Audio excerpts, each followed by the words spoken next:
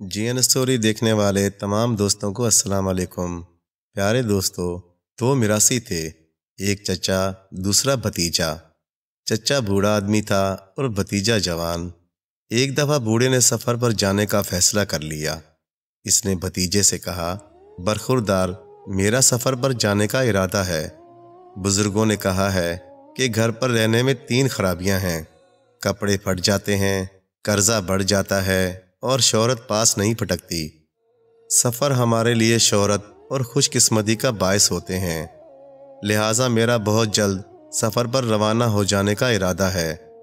بھتیجے نے کہا، چچا جان، آپ کا خیال بہت عمدہ ہے، میں بھی آپ کے ساتھ چلوں گا۔ بہت خوب، چچا بول اٹھا، 1 سے 2 ہمیشہ بہتر ہوتے ہیں، تمہارا ساتھ بہت اچھا رہے گا۔ لہٰذا جلد ہی دونوں اپنے سفر پر روانہ ہو گئے۔ دوپہر کے وقت وہ ایک گاؤں میں پہنچے۔ انہیں بڑی بھوک لگ رہی تھی۔ وہ نمبردار کے مکان پر گئے۔ نمبردار نے ان کی بڑی آؤ بھگت کی۔ اس گاؤں میں 2 قبیلے آباد تھے۔ چچا کو راجپوت قبیلے میں بھیجا گیا اور بھتیجا وہیں رہا۔ رواج کے مطابق نائی کو اس کے ساتھ بھیجا گیا، جس نے اسے وہ مکان دکھایا جس میں ان دونوں مہمانوں کی خاطر تواضع کی باری تھی۔ چچا کو جس گھر میں بھیجا گیا، وہاں اس وقت گھر کی مالکن اکیلی تھی۔ اس کا خاوند اپنی ماں کے ساتھ کھیتوں پر گیا ہوا تھا۔ مہمان کی خبر سن کر وہ باہر آئی اور بوڑھے آدمی کو خوش آمدید کہا۔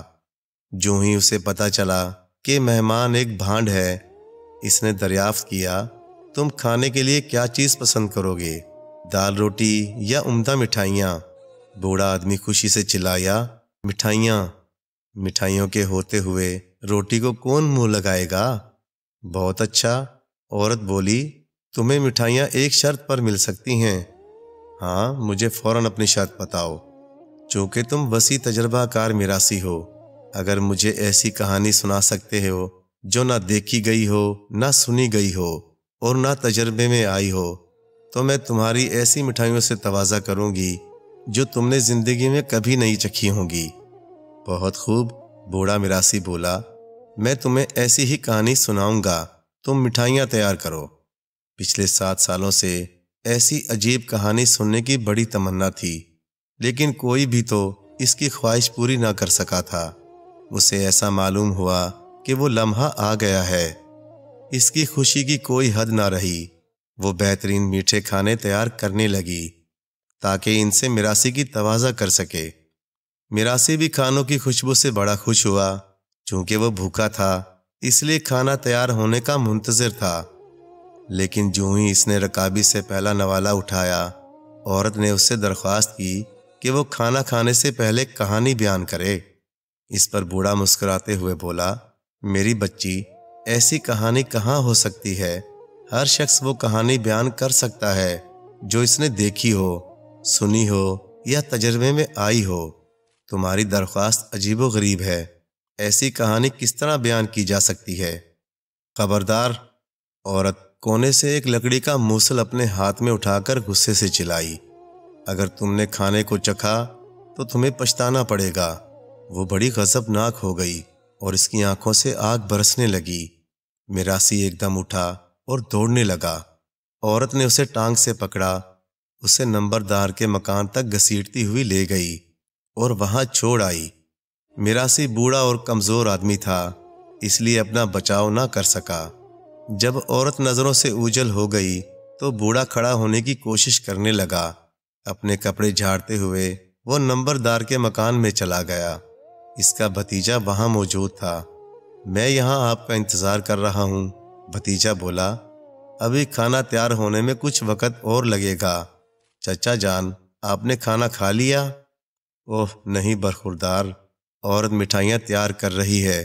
میں نے سوچا بہتر ہے اپنی جگہ تمہیں بھیج دوں، لہٰذا میں واپس چلا آیا ہوں۔ اگر آپ اسے میں خوش ہیں تو میں وہاں چلا جاتا ہوں، لیکن مجھے گھر کا کیسے پتہ چلے گا؟ وہ بڑا آسان ہے، ان کا بچڑا مر گیا ہے، چونکہ اسے ابھی گھسیٹ کر باہر لایا گیا ہے۔ اس راستے میں اس کے گھسیٹے جانے کے کافی نشان موجود ہیں۔ نمبردار کے مکان کے پچھواڑے سے شمال کی طرف اس نشان کے ساتھ ساتھ چلو، اور تم سیدھے وہاں پہنچ جاؤ گے۔ بھتیجے نے چچا کا شکریہ ادا کیا اور چلا گیا، اور مٹھائیوں کی امید میں اس کے منہ میں پانی بھر آیا۔ گھسیٹنے کے نشان کے ساتھ ساتھ چل کر اسے مکان جلد ہی مل گیا۔ اس نے عورت سے کہا، بہن، مجھے میرے چچا جان نے بھیجا ہے۔ بہت اچھا، عورت بولی، تو کیا وہ تمہارا چچا تھا؟ تم نے میرے مکان کا کیسے پتہ چلایا؟ راستے میں تمہارے بچڑے کے گھسیٹنے کا نشان جو موجود ہے۔ ہمارا بچڑا؟ ہاں، جو مر گیا ہے۔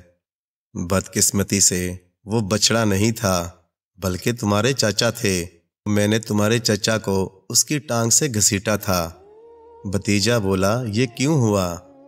عورت بولی، تمہارا چچا مٹھائیاں کھانا چاہتا تھا۔ میں نے اسے یہ کھلانے کا وعدہ کیا، لیکن میں نے شرط رکھی کہ وہ مجھے ایسی کہانی سنائے گا جو نہ دیکھی گئی ہو، نہ سنی گئی ہو، اور نہ تجربے میں آئی ہو۔ اگر وہ ایسا نہ کر سکا تو اسے دال روٹی ملتی، لیکن کہانی بیان کیے بغیر اس نے مٹھائیوں سے لطف اندوز ہونا اور مجھے دھوکہ دینا چاہا۔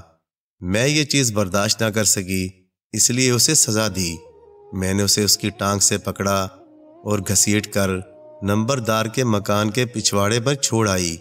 بہت خوب، کیا تم ایسی کہانی بیان کر سکتے ہو؟ اگر تم ایسا کر سکو تو مٹھائیاں تمہیں ملیں گی۔ مجھے ایسی کہانی خوب آتی ہے، جب وہ بیان کروں گا تو تم پوری طرح مطمئن ہو جاؤ گی۔ اچھا، تو یہ ہیں مٹھائیاں، سب تیار ہیں؟ ہاں، میں تمہیں وہ کہانی کھانے کے دوران سناؤں گا۔ عورت نے اس کی باتوں کا اعتبار کر لیا اور مٹھائیوں کی پلیٹ اس کے سامنے رکھ دیں۔ جب میراثی نے یہ پلیٹیں دیکھیں تو پوچھا، کیا سبزی وغیرہ بالکل نہیں؟ ان کے بغیر تو مٹھائی کا لطف ہی نہیں آ سکتا۔ کیا تم سبزی تیار نہیں کر سکتی؟ چولہے میں آگ ابھی باقی ہے، لیکن گھر میں سبزی موجود نہیں۔ تو پھر کیا ہوا؟ وہ بڑی آسانی سے لائی جا سکتی ہے۔ یہاں راستے میں آتے ہوئے مجھے ایک ریڑھی والا ملا تھا جو 12 فٹ لمبے گوبھی کے پھول بیچ رہا تھا۔ عورت بولی، کیا قیمت مانگ رہا تھا؟ میراثی نے جواب دیا، وہ ان کے عوض چاول مانگ رہا تھا۔ عورت بولی، بہت اچھا، اور تھوڑے سے چاول لے کر ریڑھی والے کو ڈھونڈنے باہر چلی گئی۔ جلدی میں اس نے یہ سوچنا بھی گوارا نہ کیا کہ گوبھی کا پھول بھلا 12 فٹ لمبا کیسے ہو سکتا ہے۔ عورت ادھر ادھر گھومتی پھری اور ریڑھی والے کو تلاش کرتی رہی۔ اسی دوران اس کا خاوند گھاس کا گٹھا اٹھائے گھر پر لوٹا۔ گھاس کا گٹھا اس نے ایک طرف رکھا اور پانی مانگا، لیکن وہاں پر اسے پانی دینے کے لیے کوئی نہیں تھا۔ میراثی آہستہ آہستہ بڑبڑایا، صاحب سلام قبول کیجئے۔ راجپوت نے پوچھا، کون ہو تم؟ آپ کا میراثی جناب۔ اور مالکن کہاں گئی ہے؟ مجھے کوئی پتہ نہیں صاحب، وہ باہر چاول لے کر گئی تھی تاکہ اس کے عوض کھجوریں لا سکے۔ اس نے میری تواضع کرنے کی ذرا پرواہ نہیں کی۔ بہت دیر ہو گئی ہے، کیا آپ مجھے مٹھائیاں کھلا دیں گے؟ میں نے ایسی روکھی عورت کبھی نہیں دیکھی۔ راجپوت یہ کیفیت جان کر بڑا لال پیلا ہو گیا۔ جلدی میں اس نے میراثی کے آگے ساری مٹھائیاں رکھ دیں اور ایک بھاری ڈنڈا ہاتھ میں لے کر باہر چلا گیا۔ وہ سوچنے لگا، کیا یہ اس کی بیوی کے لیے ٹھیک تھا کہ وہ کھجوریں خریدنے کے لیے ادھر ادھر گھومتی پھرے؟ یہ بڑے شرم کی بات ہے۔ اسے ایسا کرنے کی اجازت بالکل نہیں دینی چاہیے اور یہ چیزیں فوراً ختم کر دینی چاہیے۔ غصے میں بھرا راجپوت اپنی بیوی کو ڈھونڈنے لگا۔ کسی نے اس کی بیوی کا پتہ بتایا۔ راجپوت کی ناراضگی کا کوئی ٹھکانہ نہ رہا۔ اسے اپنی بیوی اگلی گلی کے کونے پر مڑتی ہوئی ملی۔ اس نے آؤ دیکھا نہ تاؤ ڈنڈا اٹھایا اور زور زور سے اس کی پیٹھ پر دے مارا۔ ہائے اللہ! عورت نے زور سے چیخ ماری اور گر کر بے ہوش ہو گئی۔ چیخ سن کر کچھ آدمی وہاں اکٹھے ہو گئے۔ عورت کے منہ پر پانی چھڑکایا گیا۔ ان لوگوں نے راجپوت کو فوری کارروائی پر ملامت کی۔ اسی دوران میراثی نے کھانا کھا لیا۔ وہ مٹھائی کی پلیٹ چٹ کر گیا۔ اب اس کا پیٹ بھر گیا تھا، اسے پانی کی ضرورت تھی۔ وہ سوچ رہا تھا کہ پانی کیسے حاصل کیا جائے۔ اسی وقت راجپوت کی ماں کھیت سے آئی، اگرچہ وہ بوڑھی تھی۔ لیکن اس میں قوت باقی تھی۔ گھر میں داخل ہوتے ہوئے اس نے اپنی بہو سے پانی مانگا، لیکن وہ تو وہاں پر تھی ہی نہیں۔ میراثی بولا، اماں تسلیم، تمہارا بیٹا اپنی بیوی کے ساتھ دریا پر گیا ہوا ہے۔ ایسا معلوم ہوتا ہے اسے کسی کے مرنے کا خط ملا تھا۔ میں تمہارا میراثی ہوں، میں نے ابھی کھانا کھایا ہے اور پانی کی ضرورت ہے۔ جلدی میں انہوں نے مجھے پانی دینے کی بھی پرواہ نہیں کی۔ اماں جان، تم خود بھی پانی پی لو اور مجھے بھی دے دو۔ بوڑھی اماں نے پانی پیا اور میراثی کو بھی دے دیا اور بولی، کتنے بدتمیز ہیں، آج کل کے بچوں کو صحیح آداب کا علم بھی نہیں ہے۔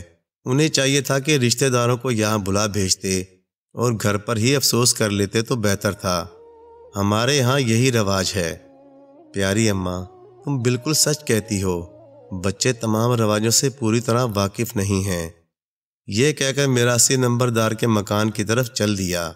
بوڑھی اماں نے فوراً اونچی آواز میں رونا شروع کر دیا، کیونکہ کسی رشتہ دار کے مرنے پر ماتم کی یہی رسم تھی۔ اس کے رونے کی آواز سن کر پڑوس کی 10-12 عورتیں بھی آ گئیں اور اس کے ساتھ رونا شروع کر دیا۔ انہوں نے خیال کیا کہ بوڑھی اماں کا کوئی رشتہ دار مر گیا ہوگا۔ کچھ مرد بھی اکٹھے ہو گئے اور ماتم میں شامل ہو گئے۔ دوسری طرف راجپوت کی عورت کو جو ہی ہوش آیا تو میاں بیوی دونوں گھر لوٹے۔ چونکہ دونوں ایک دوسرے سے ناراض تھے، اس لیے انہوں نے ایک دوسرے سے کوئی بات چیت نہ کی۔ گھر پہنچے تو وہاں ایک بہت بڑا جمگھٹا پایا۔ انہوں نے سوچا شاید میری بوڑھی ماں کا کوئی رشتہ دار مر گیا ہوگا، لہٰذا وہ بھی رونا دھونے میں شریک ہو گئے۔ کچھ دیر بعد پڑوسیوں نے رونا بند کر دیا، لیکن بوڑھی اماں اور اس کی بہو روتی رہیں۔ بوڑھی اماں نے سوچا کہ اگر اس نے رونا بند کر دیا تو اس کی بہو برا مانے گی۔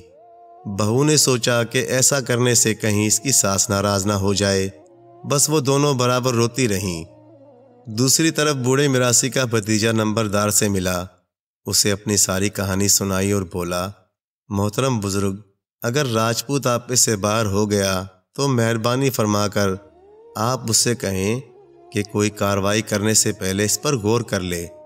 نمبردار نے کہا، تم بالکل بے فکر رہو، تمہیں کوئی تکلیف نہیں پہنچ سکتی۔ بھتیجے نے چچا سے اپنا تجربہ بیان کیا۔ ادھر راجپوت کے گھر میں بوڑھی اماں روتے روتے تھک گئی تو خاموش ہو گئی اور بولی، میری بچی کون مر گیا تمہارا؟ اس نے اپنی بہو سے پوچھا۔